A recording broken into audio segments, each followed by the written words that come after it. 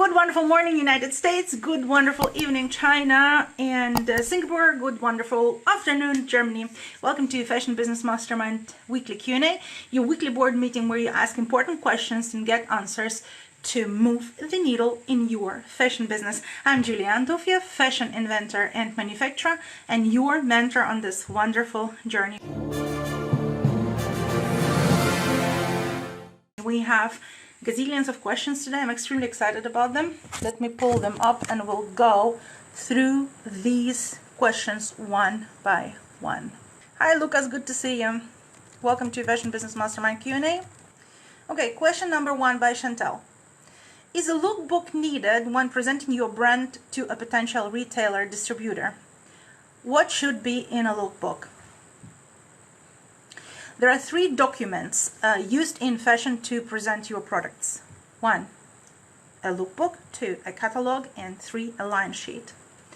A lookbook is used to sell the aesthetic or feeling of the brand and the items, and to communicate your brand's mission and purpose.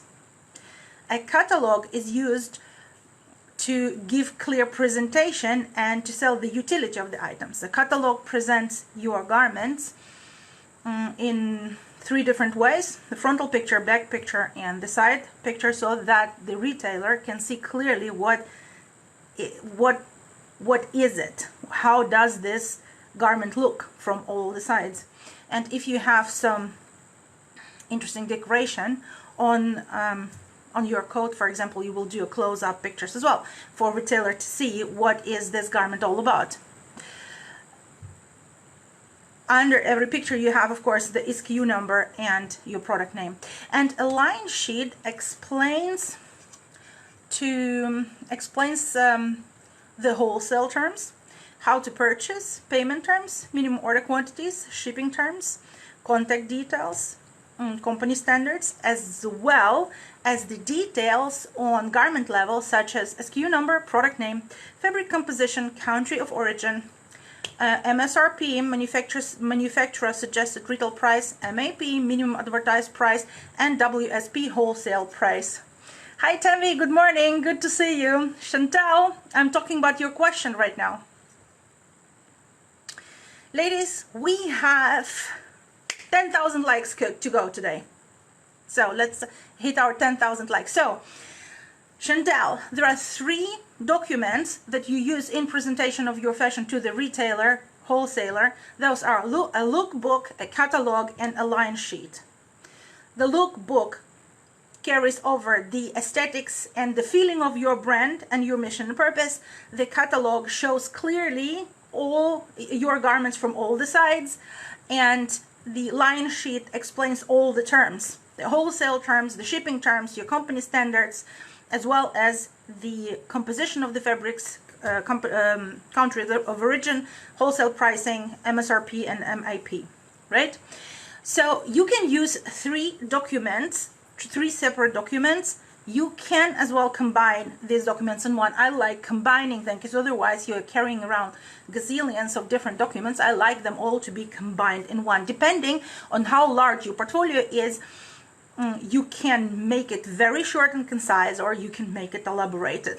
If your brand is large and you are doing 240 new products per year, it means that you will be shooting a full-blown catalog with about 12 pictures, and then you will have 120 product pictures inside of it, and you will have at the end a spreadsheet dish kind of a presentation with all the prices, compositions, etc.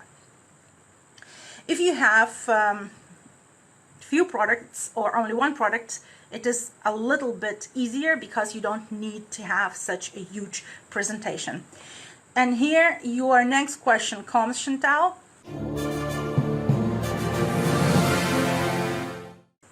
If you only have one fashion product, is a lookbook needed? If you only have one product, you can decide. Well, generally speaking, I recommend to have several pictures that are bringing over the values, the aesthetic of your brand. You would have a couple of these pictures, and then you have a clear pictures where the garment is presented.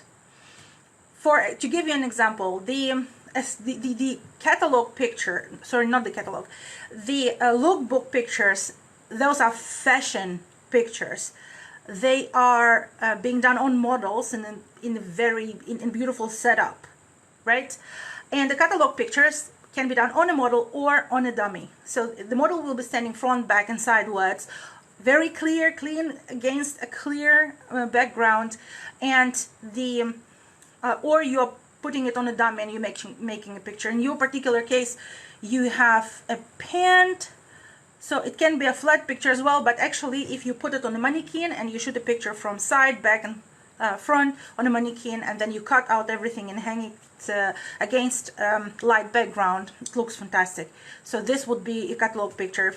When you have a presentation with one single product, you have several pictures which bringing over the aesthetics and mission and purpose of your brand. Then the next one would be the 3 pictures, front, back, and side, plus probably some close-ups of your product, and then you will add all the information that a line sheet contains. You can combine the catalog pictures with the line sheet together, so it becomes a small document that you have. But again, when retailer gets your document, which is a lookbook catalog line sheet, right, and opens it, they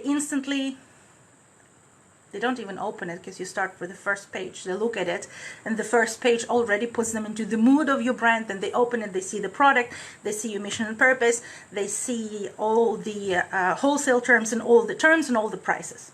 Done. Let me know if you have more questions about it, whether everything is clear. Question number 3. Hallo Mädchen. Hallo Junge.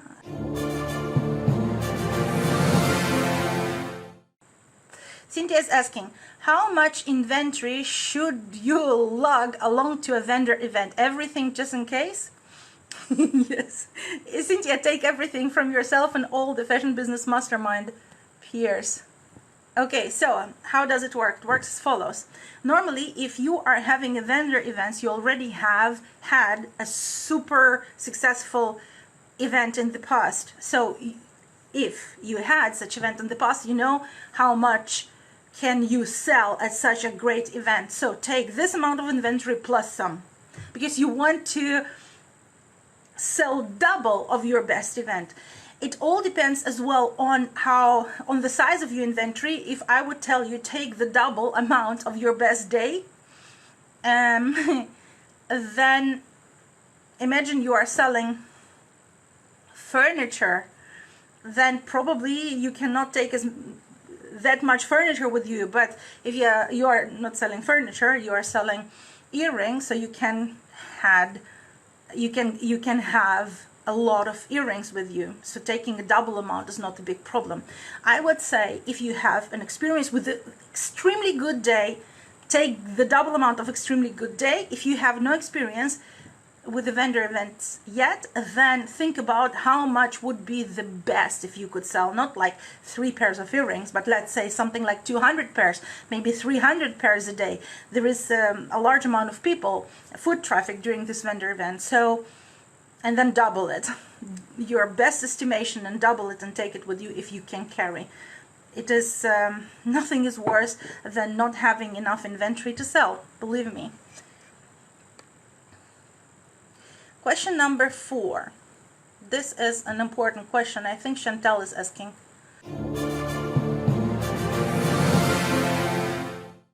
When to restock inventory? This is an important question. So let me explain several things to you. Sales of a physical product is like a tree. It grows from bottom up. First one single branch, then from this branch another branch comes, then another branch, then some leaves are coming, so it becomes a full-blown tree. In the beginning, the growth is slow. Once the tree once the tree with those multiple branches is standing, the growth is faster. So the more you are selling, the more people are telling to their friends about your product, the more people are coming to your website, the more people are buying. So it's like a tree. At the moment that your inventory runs dry, the whole tree collapses back down and you are losing momentum.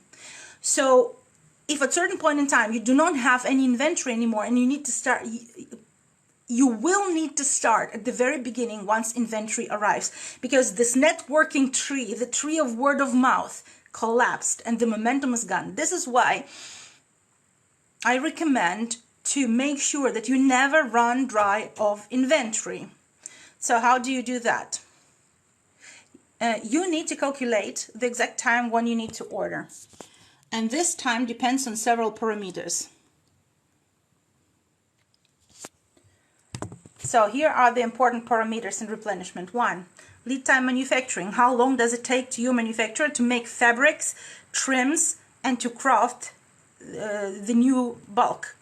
The second one is lead time shipment. How long does it take to get the goods to you and to do custom clearance and bring it to your door? The force majeure time buffer, we always add that because you never know what happens on the way in any of those steps. And the fourth, a very important one, is average sales per day on SKU level. How many units do you sell per day? So the manufacturing lead time depends on several things. Thing number 1 is how fast can your manufacturer manufacture? This is number 1. Number 2 is, do you have inventory of fabrics and trims at your manufacturer or not? Because if you don't, then they need to manufacture these fabrics and trims, and if you are working with stock fabrics, they need to buy. It is possible that there will be no stock available and you will need to produce a large amount of inventory of this fabric without planning for that. So it means I always advise, if you are running the very same product over and over again, have your components, your textiles, your fabrics, your buttons, and all the trims, have an inventory of it at the manufacturer. So at the moment that you say, I need another 500 units right now, they can cut and sew. Otherwise, the time is actually not very much predictable. Then, of course, it is predictable if we are talking about large order volumes. At the moment that you order a container, a 40-feet container of denim trousers, at this moment you know exactly how much time will it take your manufacturer to produce fabrics, trims, and to craft. Because such large orders of denim fabric, they will the factories will want to produce it. At the moment that you work with stock fabrics, it's a different story. So if you are shipping with, if you're ordering small volumes, you need to be more careful with this lead time in manufacturing. Then the next time is you need to know. So you need to talk to your manufacturer about this lead time manufacturing. You need to know how many days it is.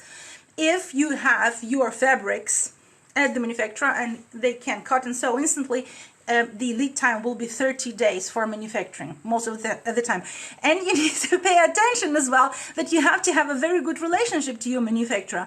If you are ordering God knows when, one time in 50 years, and they never know when you are going to order, they will always put you last. So at the moment that you will come and say, I urgently need to produce something because I'm out of stock, they will say, well, we didn't expect that and we are full until the next September. So in the next September we will do that.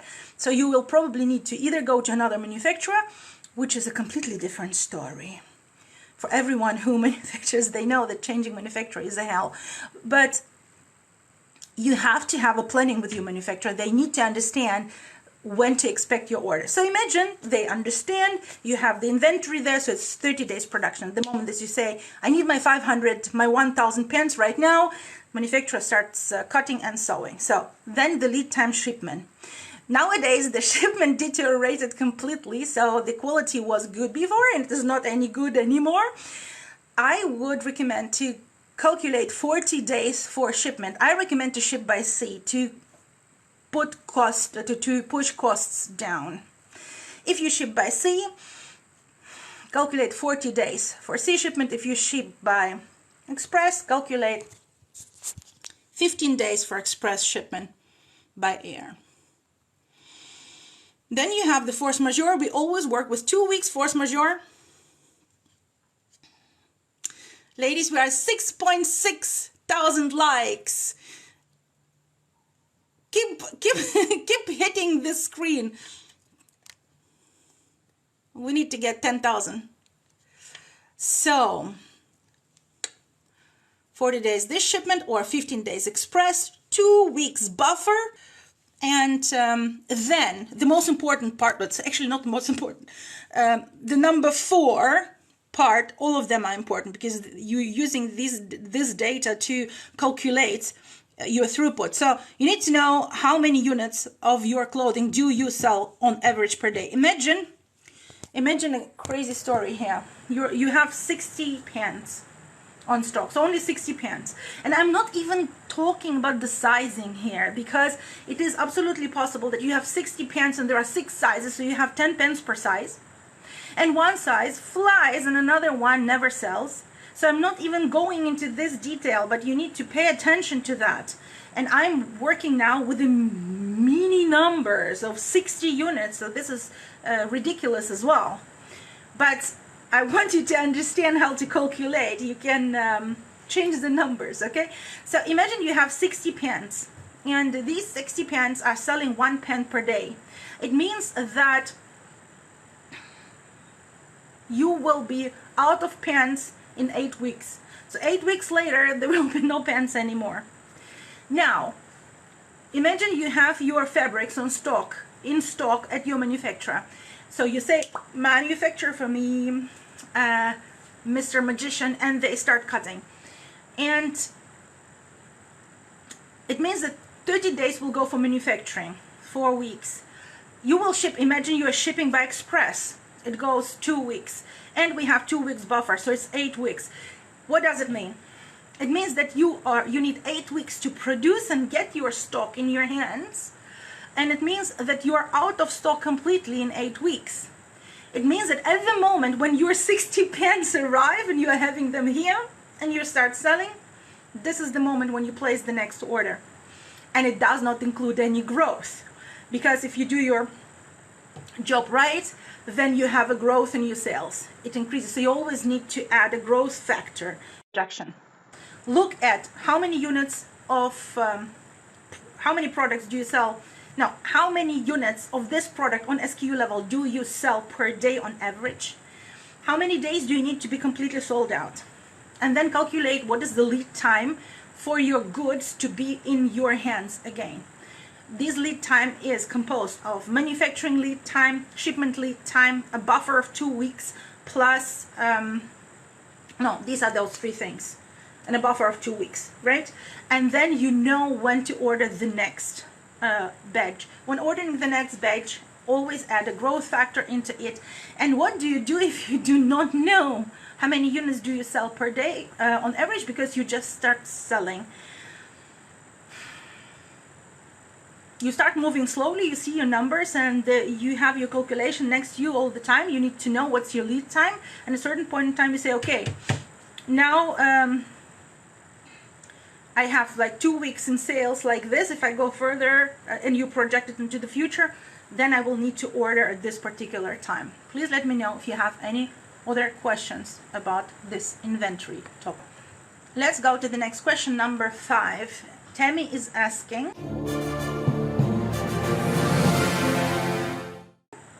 what do you look for in a business accountant and why? This is a very good question.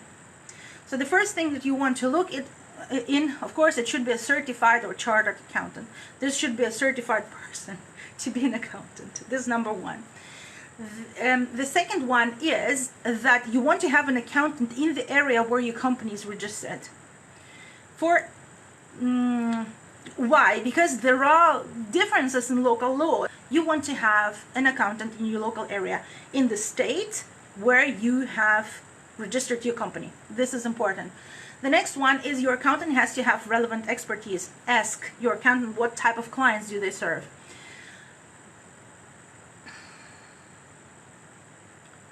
it can be relevant. I give you an example.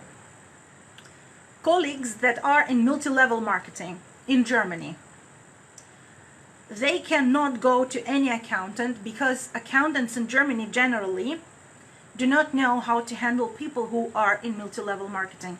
It is, even though it is not a new business model, it is quite new in terms of knowledge with accountants. So all the laws are there, but accountants don't know them.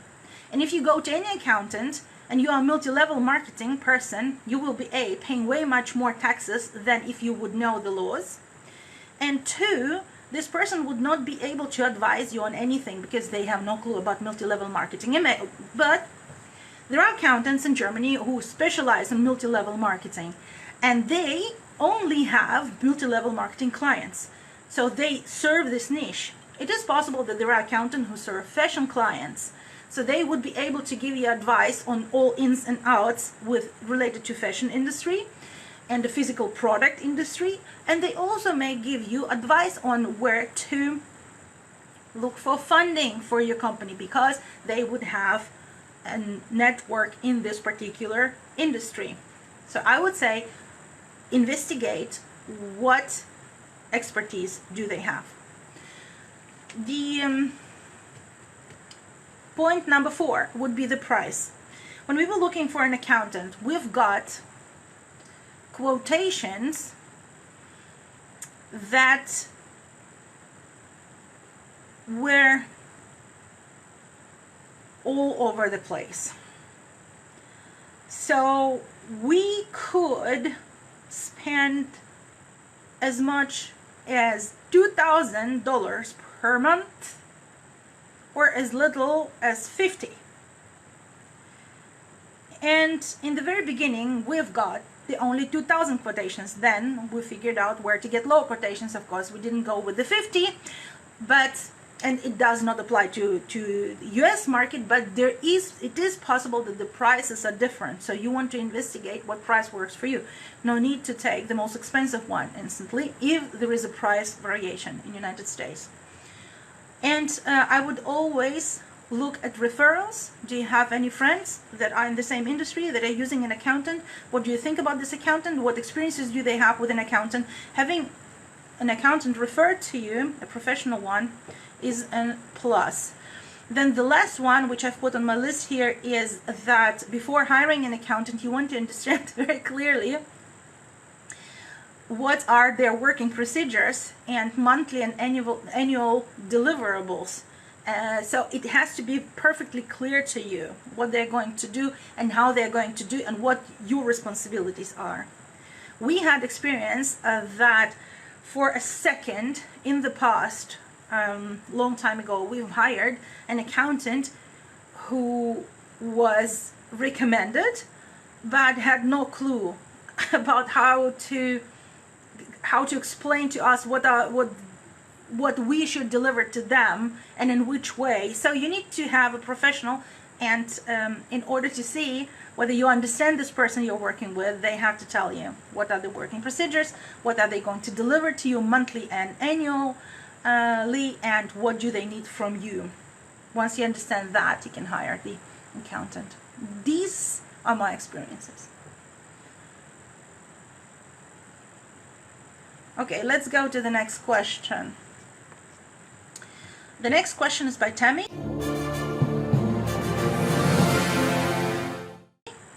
When hiring a manager, what do you look for and why? So, Tammy, because I know your background, right? So I'm biased here because my question would be, why do you need to hire a manager? So it's kind of a little bit too general, but we will look into it. I will answer the question anyway. The first one is, it should be a trustworthy person. Number one, this person has to have excellent communication skills, problem solving, accountable and teachable, extremely important because you have a company here, and you want this person to be take responsibility and also listen to you, and not always think that they know everything better. Need to listen to you. Of course, it is extremely advisable to, extremely advantageous to hire a person who is way much smarter than you. Like, always hire people who are smarter than you, never other way around. At least in this specific task that they need to execute.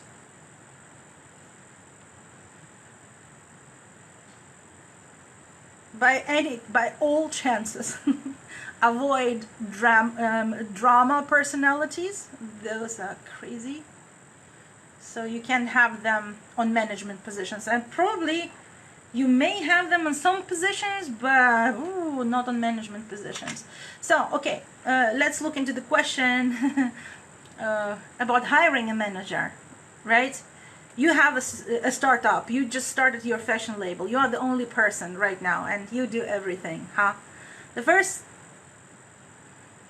Your goal, until you hit 1 million revenues per year, the single goal you have to focus on is sales.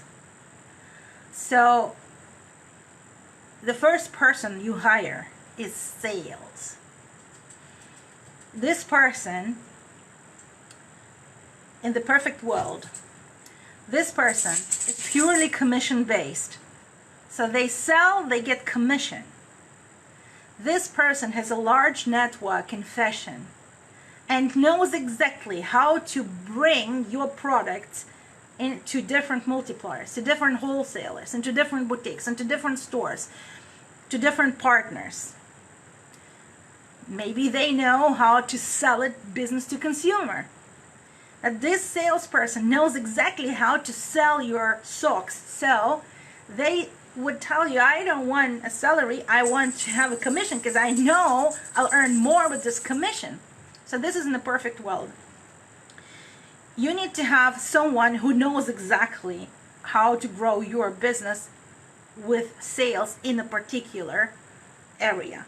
So albeit the business to consumer sales, it can be a large affiliate of yours, or it is a person who has a large network of wholesalers and says, oh, you know what, I'm having 40 wholesalers here. Like that, you will be in half of them. And goes out and does it. So the first person you hire is not a manager, it is a sales person that in the perfect world works 100% in commission, and that is way much smarter than you are in sales, and knows exactly how are they going to sell, to grow your brand to 1 million in sales per year. It is absolutely possible that one person cannot do it, even though if you have a person who has contacts to a large portfolio of wholesalers, then it is absolutely possible. But if this person is has a smaller reach, then they maybe are not able to meet 1 million in revenue per year, but they may be able to meet 300K in revenue per year for their particular market. And they have to be independent, they have to be trustworthy, they have to be knowledgeable, way much smarter than you. They have to know exactly how much they're going to sell to you, and in the best case they would work on commission purely. Cynthia saying we are having 10K, right? This is fantastic. I have 7.8, but I believe you on the other side, because I think my TikTok is broken. My TikTok is broken. Let's go to the question number 7.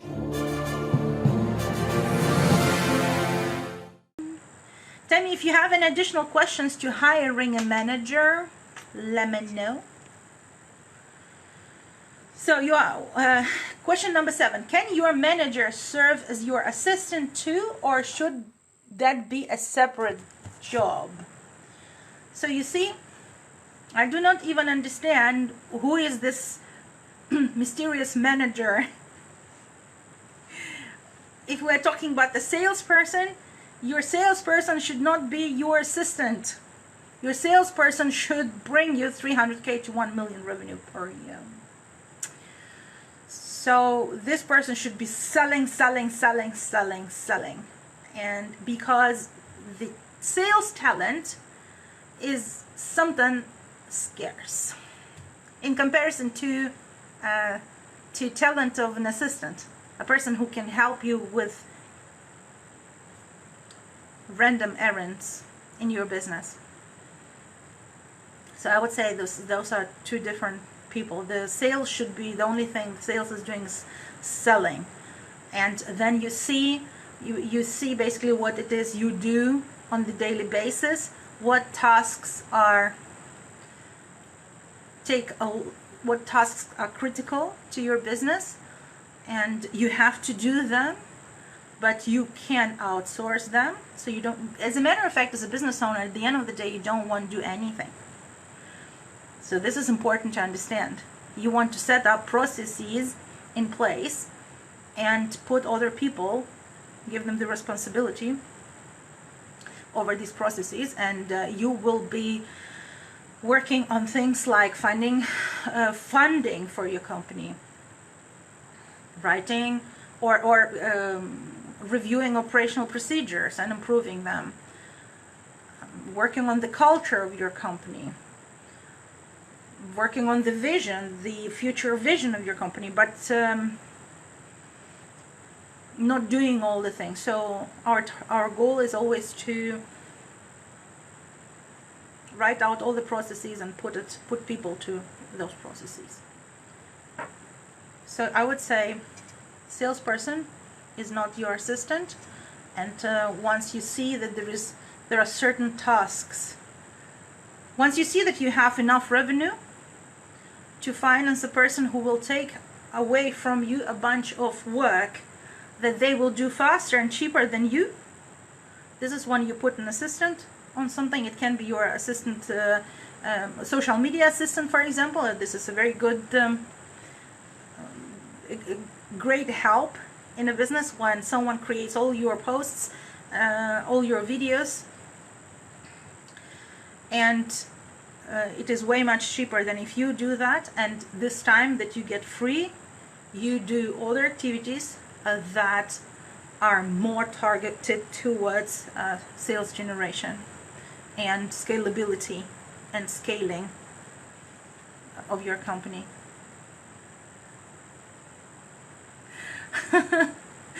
Cynthia says her tapping is not working anymore. Cynthia, we are at 8,000 here with the tapping not working, at least what it shows me. Thank you so much for tapping us up. I think it was 7.4 last time. So even though on your screen it was 13,000. So let's see. The next question is question number 8.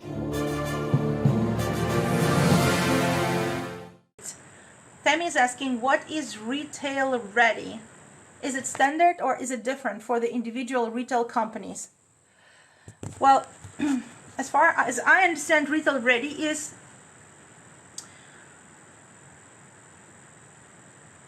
used regarding presentation of your product. You have a web page, and the products on this web page are retail ready. So everything, all the pictures on this web page are made with as close as possible colors to the product, with the exact fabrics used for this product, so that when client looks at your pictures, they see exactly the product that they will get when they purchase it. On the top of that, you have all the necessary information under your product. When client reads this information about sizing, about composition, about how to care for the garment, they understand everything around this garment. So this is retail ready. And at this point in time, your presentation on your web page is retail ready, because this is the exact product you are selling in exact fabrics and exact colors. The sizing is described very well, so people can see it, I think, in inches and also in centimeters. And I'm not sure whether they can see it in centimeters, but you are selling in the United States, so metric system is not relevant there. They can see how much they will pay for shipment. They see the composition. They see how to care for the socks, right? There is an explanation how to be a creative member. Everything is quite clear, so I see the current presentation that you have on your website, www.tammymccrae.com, as retail ready. Question number 9.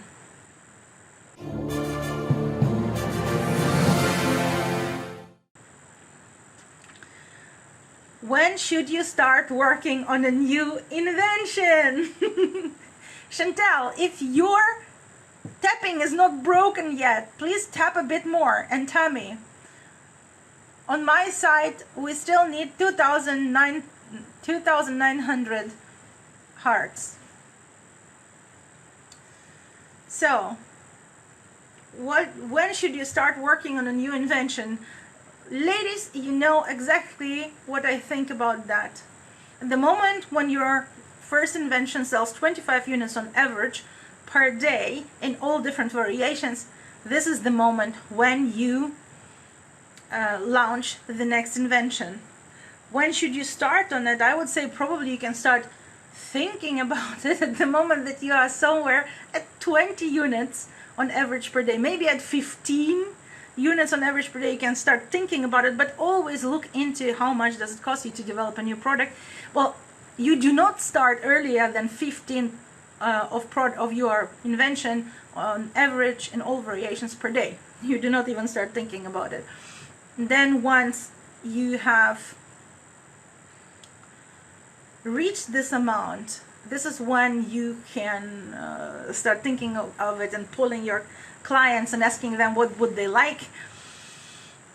Tammy, in your particular case, would they like to have a tie, the double tie, or would they like to have a double shirts?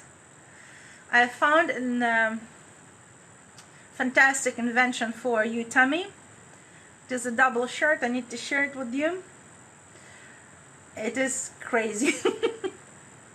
And I kind of suspect it will sell better than double tie, because to wear a double shirt you need to buy 2, and it can be worn by men and women, and it is such a crazy cross-pollination and synergy there that when I saw this product I fell off my socks.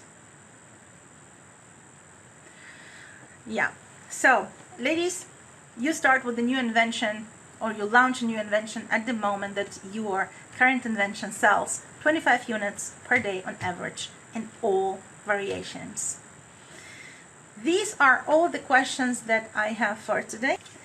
Ladies, thank you very much for being here with me during the Fashion Business Mastermind Q&A, our weekly board meeting where you ask important questions and get answers that help you to move the needle in your business. I would love to invite everybody who watches this video in replay to submit her or his questions under the video for the next Q&A that will take place on Wednesday next week, 3 p.m. Berlin time. And if you are watching this video and you need help with your fashion business, I would love to invite you to join our 14 days free trial in Fashion Business Mastermind. In the next 14 days, you will be working on the most important steps that you are going to carry out within the next 12 months. So in this 14 days, where you will be writing your plan and answering all the questions and doing all the exercises, you will do more for your business than you have done in the past 3 years. This is a fact confirmed by all our Fashion Business Mastermind participants. I wish you a great day, and we see each other latest next Wednesday at 3 p.m. Berlin time.